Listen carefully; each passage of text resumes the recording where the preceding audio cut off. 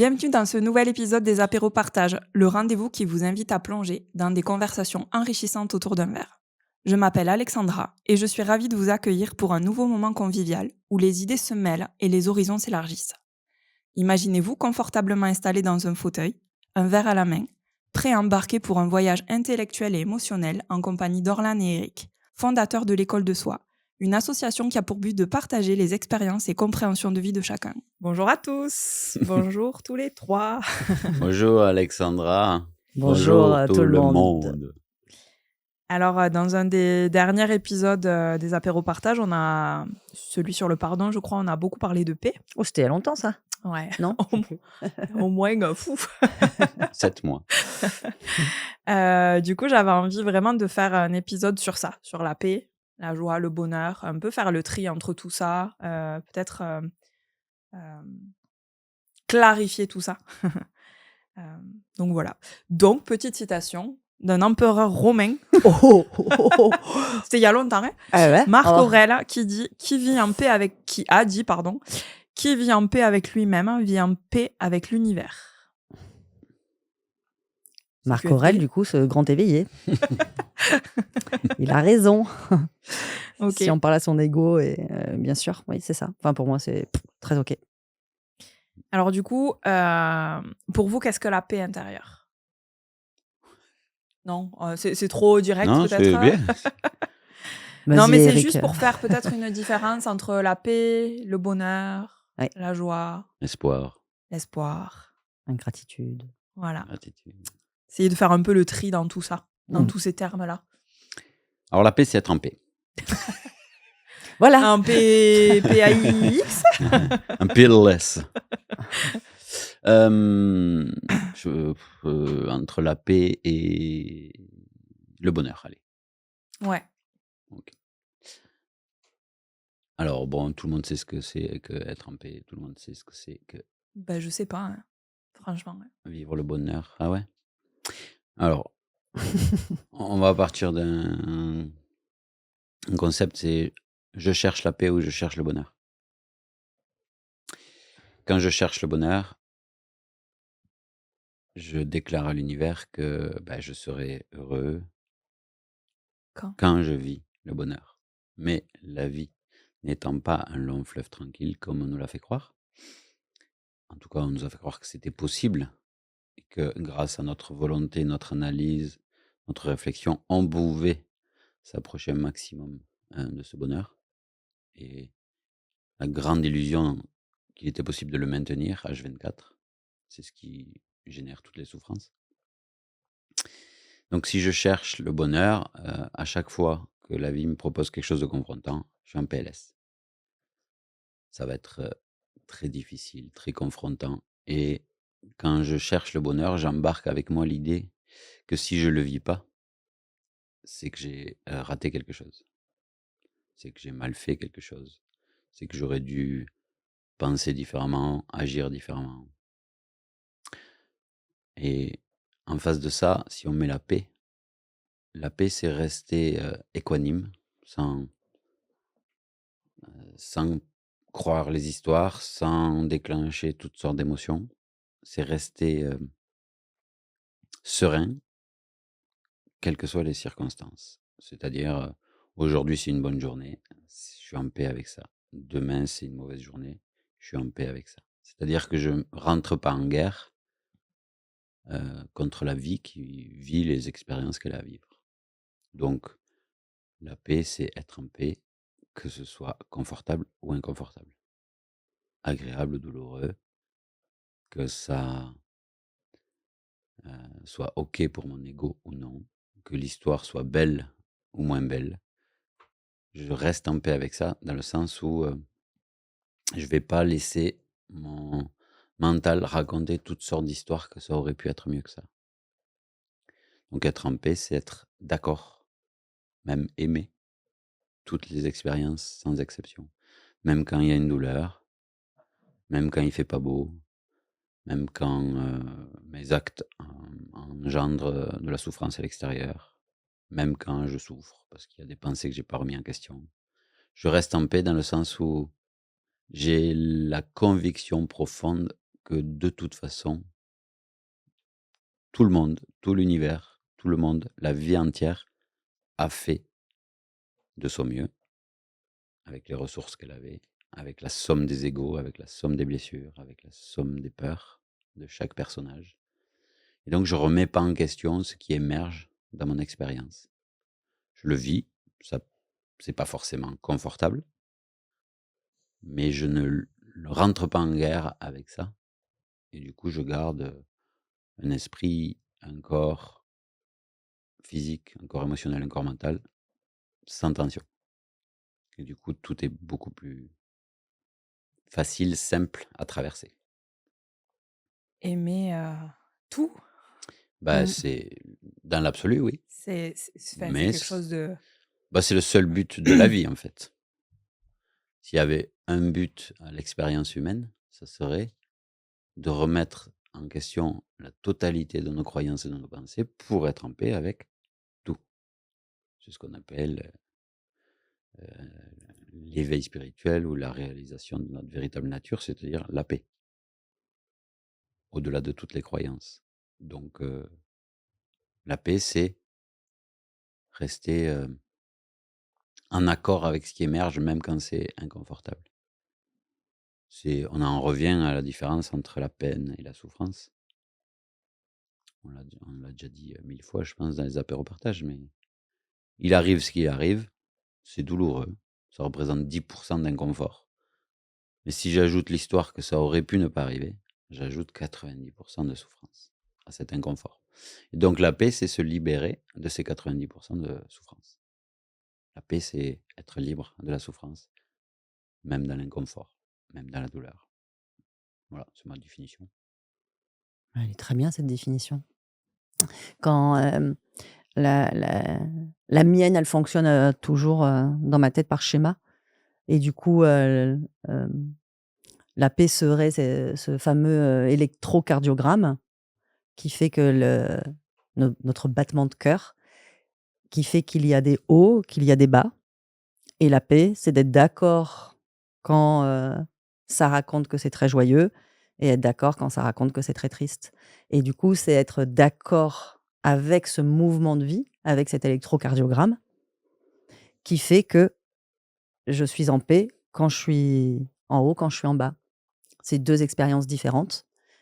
Pour la vie, c'est nécessaire. Si, hem, cette intensité, heu, c'est si je suis pas d'accord quand je suis au fond du seau, c'est ce qui fait que je vais y rester, en fait. Mais si je comprends que la vie est un mouvement, que des fois ça va, des fois ça va pas, traduit par l'ego, hein, mais qu'elle fait ce qu'elle a à faire, je peux être en paix avec les 2 et c'est ça, du coup, la vraie gratitude et c'est ce qu'on dit souvent, mais c'est là où nous a un peu planté, le développement personnel ou, l'ego spirituel qui dit: «Je serai heureux quand je ne serai plus au fond du seau, j'ai pas fait de travail, assez sur moi, il faut que je comprenne d'où ça vient». Et c'est ça, se libérer de l'analyse, de la souffrance, de la de rentabilité. la rentabilité pour dire: «OK, il s'est passé ce qu'il s'est passé, ça a créé un inconfort physique, la douleur, mais je ne rajoute pas l'idée mentale que ça aurait pu ne pas arriver, pourquoi moi? Il s'est passé ce qu'il s'est passé et quand je suis en paix avec ça, c'est ce qui fait que le mouvement, bah, il continue, à faire ce qu'il a à faire. Donc la paix pour moi, ouais, ça serait plutôt ça. Mais du coup, je vous ai entendu dire plusieurs fois: «Nous pouvons être en paix même avec le fait de ne pas être en paix». Mmh. Ouais. Ah, comment c'est possible ça, du coup? Bah, c'est une question de temps. C'est-à-dire que, si le but, mmh, de la vie, c'est de trouver la paix, on dit ça, par exemple, en stage et la personne dit: «Ah OK, donc il faut que je sois en paix même avec, ma peur de pas trouver de travail». OK. Ouais, tu peux être en paix avec le fait de pas trouver de travail parce que de toute façon, si tu es pas en paix, tu crées une tension. Si tu crées une tension, tu facilites pas le processus de la vie qui prend soin de toi naturellement. Ah d'accord, j'ai compris et donc la personne part avec ça et le lendemain, elle te repose une question. Ben j'ai pas réussi à être en paix. Donc voilà, c'est hyper frustrant. C'est encore plus frustrant qu'avant parce que je sais que je peux être en paix, mais j'y arrive pas. Et alors, le problème s'est déplacé. Je ne supportais pas ma peur. Maintenant, je sais que je peux être OK avec cette peur. Je peux vivre cette peur en paix. En gros, cette peur est normale, incompressible, je peux pas le changer. Et donc je vais dire: «Maintenant, je vais être en paix avec ça». Mais j'y arrive pas. Ben, le problème se déplace. Maintenant, ce qui crée ton inconfort, c'est la croyance que tu devrais être en paix avec cet inconfort. Alors tu peux être en paix avec le fait de pas arriver à être en paix. Et c'est toujours être dans l'acceptation et l'accueil de l'expérience qui est proposée. Donc c'est en ça qu'on peut dire: «Tu peux être en paix de ne pas arriver à être en paix». C'est-à-dire arrête de te faire croire que tu pourrais y arriver, que tu devrais y arriver. Tu peux être en paix avec ce que tu vis, en fait. Et à chaque seconde, chaque milliseconde, il y a un nouveau défi que la vie te propose. OK, là, tu arrives pas. Ton expérience pure, c'est ce que tu vis pour de vrai. C'est: «J'arrive pas à être en paix avec ça».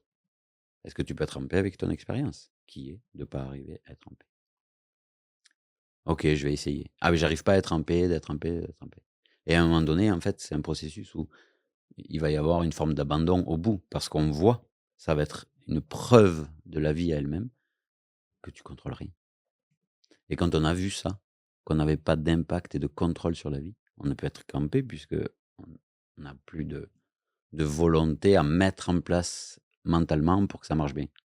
On a les preuves tous les jours que ça marche pas. La volonté ne sert à rien. On met en place des choses, OK. Des fois ça marche, des fois ça marche pas du tout.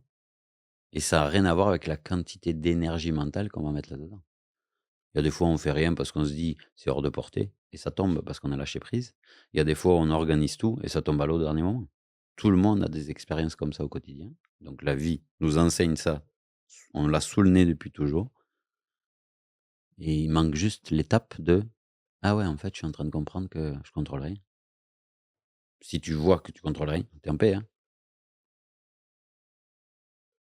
Du coup, est-ce qu'on est obligé d'avoir tout guéri, tout réglé Pas du tout. pour atteindre la paix? Non. Bah non, ouais, c'est ça la véritable paix.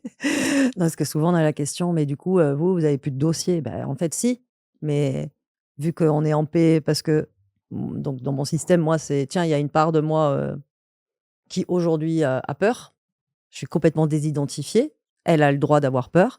Elle joue à ça, mais je suis OK pour qu'elle le fasse». Donc en fait, je suis très en paix avec ce qui se passe. Donc de croire que de tout guérir, ça veut dire quoi, en fait? Ça veut dire que je serai arrivée quand je serai plus en colère, plus triste, avec tout le travail que j'ai fait sur moi, donc c'est une lutte, en fait. C'est-à-dire que quand la colère, elle arrive, le mental, il le saisit en disant: «Bah non, quand même, j'ai pas dû trouver le problème alors, puisque ça revient». Et c'est l'idée d'être en paix avec le fait qu'aujourd'hui, dans l'instant, ça génère une tristesse, mais je peux être en paix avec cette tristesse.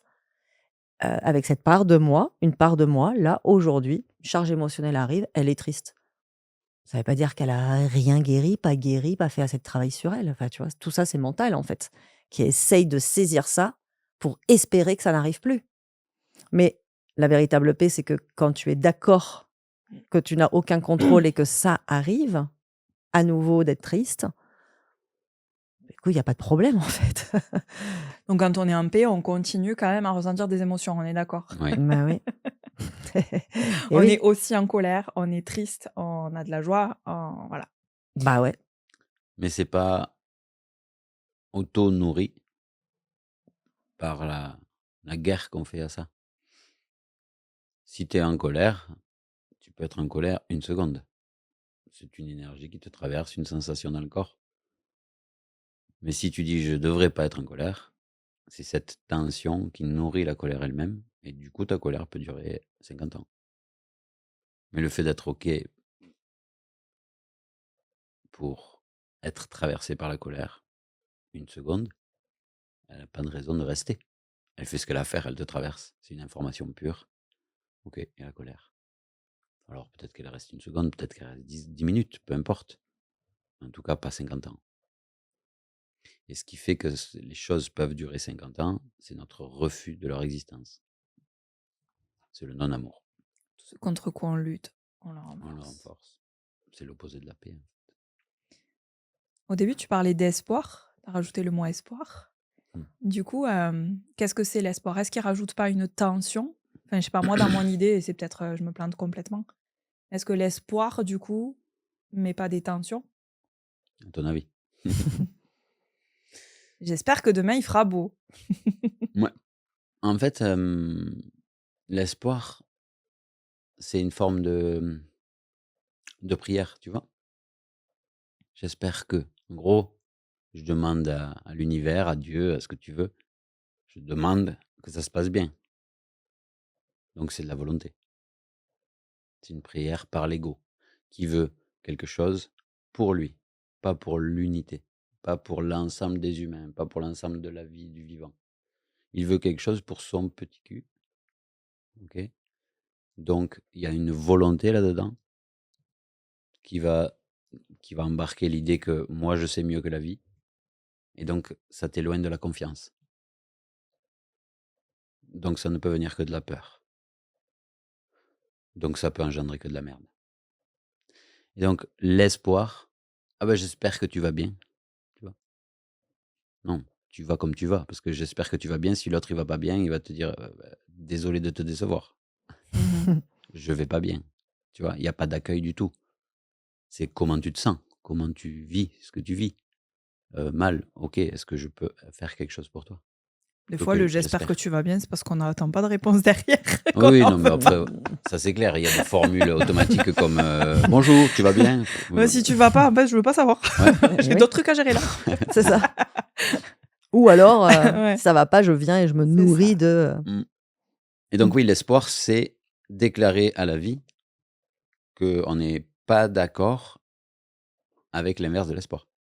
C'est-à-dire, j'espère qu'il va faire beau demain, c'est je rentre en guerre, inconsciemment, hein, parce que c'est un arrière-plan. Quand je dis: «J'espère qu'il va faire beau demain», je rentre en guerre avec l'idée que potentiellement il fasse pas beau. Donc je nourris le pas beau. Donc l'espoir fait vivre, il fait vivre, mais avec des tensions, quoi.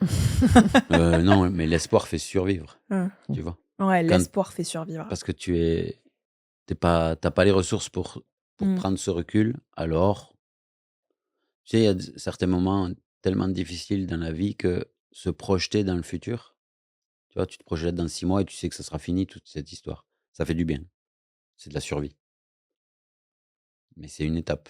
Après, il y a: «Je suis là maintenant, est-ce que maintenant, vraiment maintenant, hein, pas cette semaine, est-ce que là maintenant j'ai un problème?» Non, je fais ce qu'il y a à faire, en fait. Donc l'espoir, en plus dans l'inconscient collectif, c'est génial l'espoir, donc tout le Beh, ouais, monde se fait l'espoir fait vivre, attraper, quoi. ouais.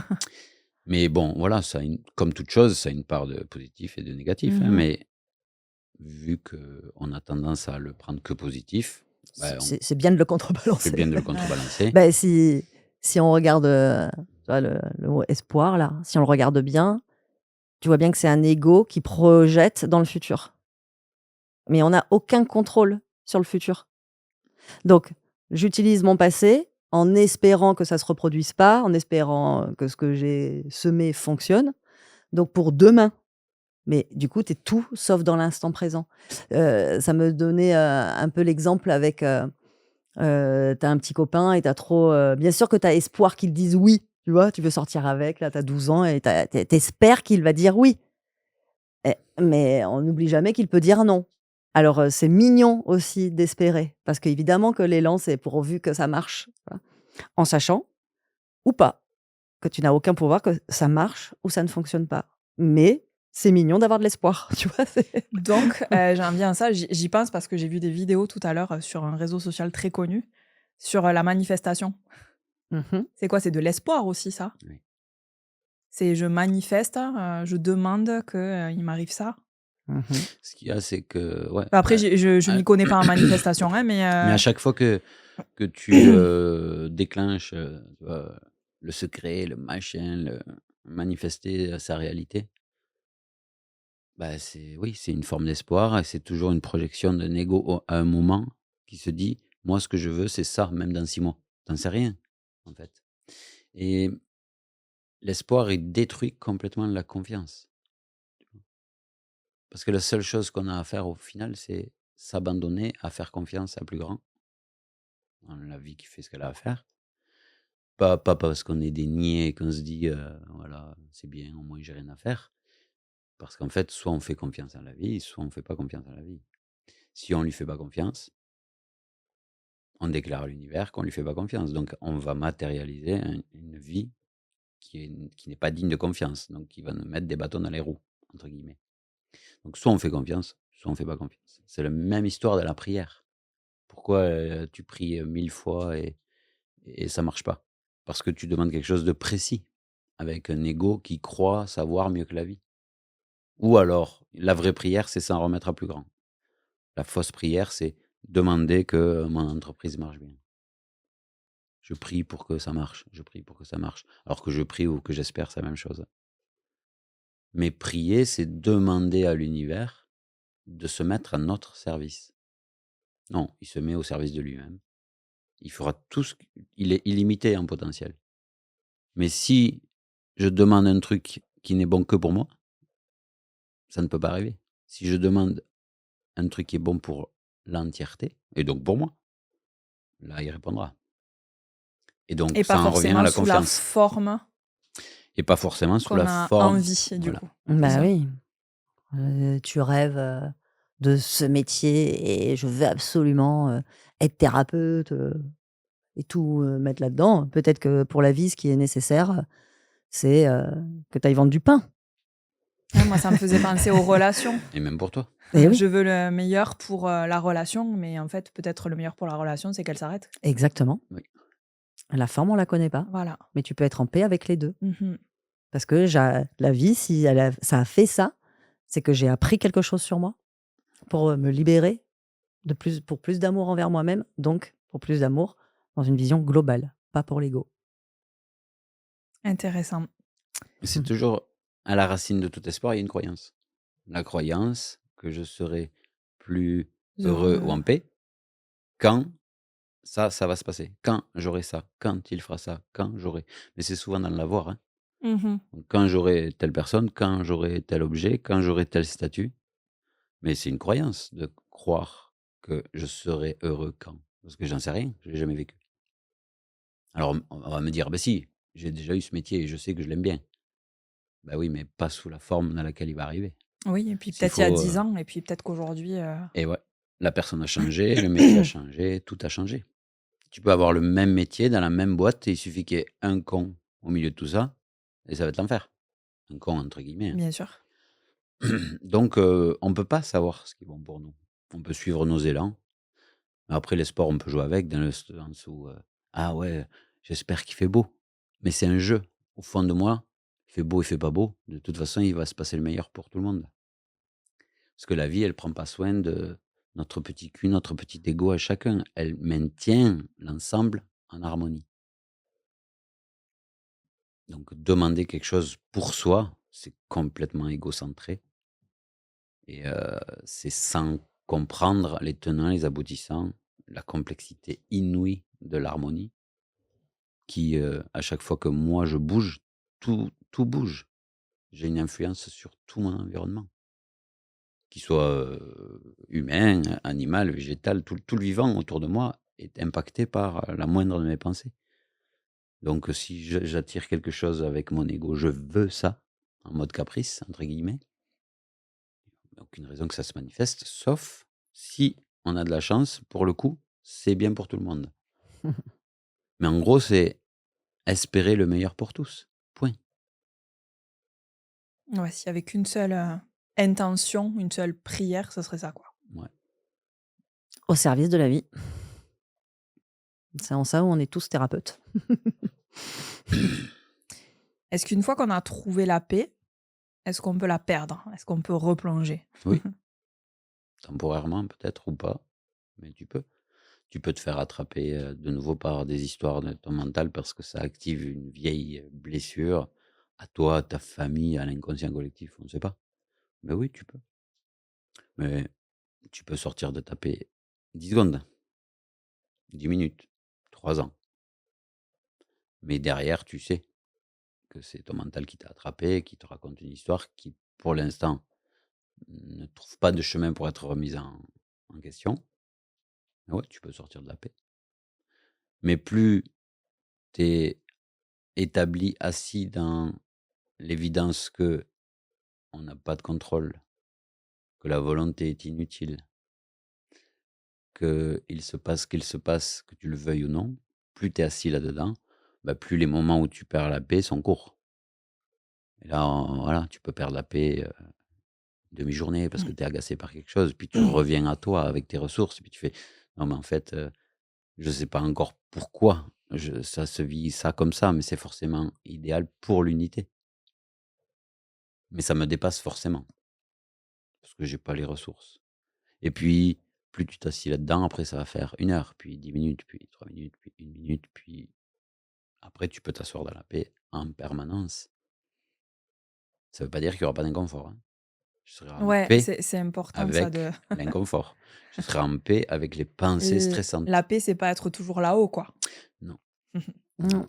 Il y a Mais de rares êtres qui vivent ça, mais c'est exceptionnel et c'est enfin, c'est même pas un but.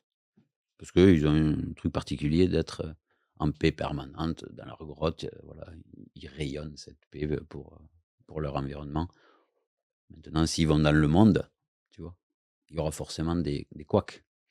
Tu prends le sage le plus en paix, tu lui décoches une tarte dans la rue, tu vois? Sans aucune raison.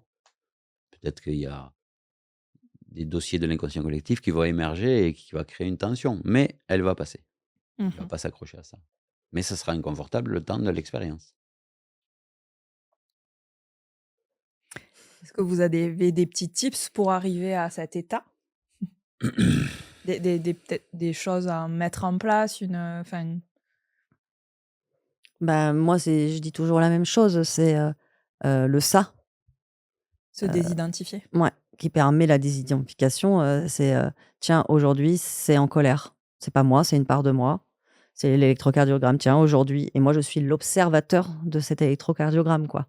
Je suis l'observateur du mouvement. L'ego, lui, il saisit, dit: «Et voilà, je suis au fond du seau». Non, une part de moi est au fond du seau et comme je deviens l'observateur, je ne suis pas en train de subir, mais j'ai une action potentielle sur cette part de moi qui est au fond du seau. Donc ça, c'est vraiment, le ça, il est en tout cas, moi, m'a beaucoup aidé, alors, je le donne et puis vraiment quand c'est facile quand on est en joie, de dire: «Ah bah, voilà, ça y est, je suis arrivé, quoi». Alors arrivé à quoi?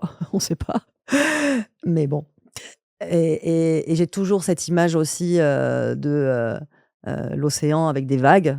Alors quand c'est calme, c'est cool, quand il y a des surfeurs dessus, c'est génial et puis quand il y a des grosses vagues, qui emportent tout, on fait: «Ah putain, c'est chiant ça», tu vois? Je suis pas d'accord avec ça et l'idée, c'est rappelle-toi toujours que tu es l'océan. Tu Ouais. es celui qui observe ce qui se passe, mais tu es ça aussi. Heu, les vagues sont nécessaires, les surfeurs sont nécessaires. Tout est nécessaire à la vie, utile pour la vie, pas pour l'ego. Donc il y a rien d'autre à faire que de laisser faire et d'être en paix avec ce qui se fait. C'est-à-dire: «Tiens, aujourd'hui, je suis débile, aujourd'hui, je suis conne, demain, je suis sympa et je suis d'accord pour être tout ça». Parce que ça sert forcément à quelque chose. Je le dis parce que j'ai discuté hier avec quelqu'un et je m'en suis rendu compte. Je dis des fois quand on se fait en tout cas quand je me fais saisir, par mon inconscient, l'inconscient collectif, tu vois, il y a une espèce de matrice, qui arrive là, une espèce de, où tu dis: «Mais peut-être, heu, que, elle a entendu ça au bout de 20 ans et que j'ai rencontré cette personne il y a 20 ans, juste pour que cette personne, elle entende ça 20 ans après», tu vois? Mmh.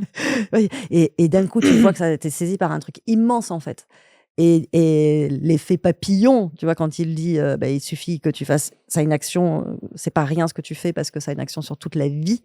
L'effet papillon, voilà, j'ai à un moment donné, cette seconde-là, elle a pu basculer ma vie et celle de 40 autres, quoi. C'est fou quand tu y penses.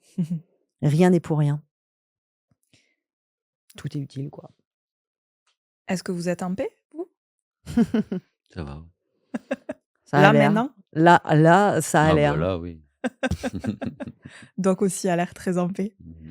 Bah ouais, ils nous l'apprennent, hein. Ouais. Merci. Merci à toi, Alex. Merci pour Du coup, ce on a Merci, moment. parlé de la Alex. paix, t'as vu, ça fait pou. Ouais, c'est clair. Ah, on est tout chamallow. Merci du coup pour ça aussi. Merci à tous de nous suivre. La cloche, La la cloche, cloche. je savais plus ce que je devais dire. N'oubliez pas d'activer la petite cloche sur YouTube pour être tenu informé, mais même sur Spotify, je pense qu'il y a une petite cloche, pour être tenu informé de toutes les sorties de nos Super vidéo. voilà, de nos super vidéos podcasts. Retrouvez toutes les infos dont vous avez besoin sur www.écoledesoi.com et on se retrouve très vite pour un nouvel épisode. À bientôt. Merci, Ciao tout le monde. Alex. Merci, Alex.